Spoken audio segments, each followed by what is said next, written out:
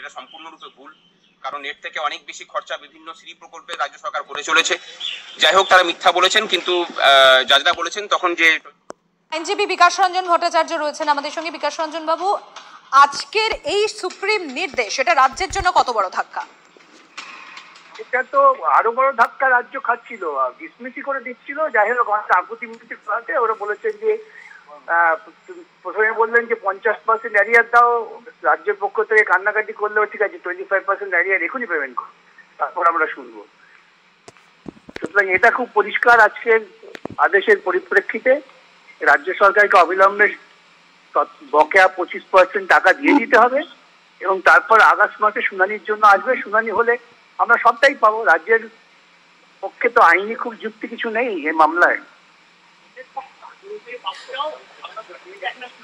বিকাশ বাবু, 4 সপ্তাহের সময়সীমা বেঁধে দেওয়া হয়েছে যে এই যে বকেয়া 25% যেটা বলা হয়েছে সুপ্রিম কোর্টের তরফ থেকে, সেক্ষেত্রে আপনি কতটা আশাবাদী যে এই 100% বকেয়া দিয়ে, সেই 100% বকেয়া দিয়ে কতদিনের মধ্যে এই আন্দোলনকারীরা তারা ফিরে পেতে পারেন, কতটা তারা আশার আলো দেখতে পাবে? এটা তো নির্ভর করছে মামলা যখন চূড়ান্ত শুনানি হবে তার উপরে।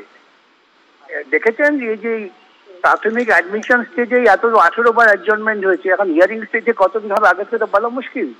তবে এই মামলা হিয়ারিং হলে অবশ্যই কর্মচারীরা তাদের সুফল পাবেন, এ নিয়ে কোনো সন্দেহ নেই।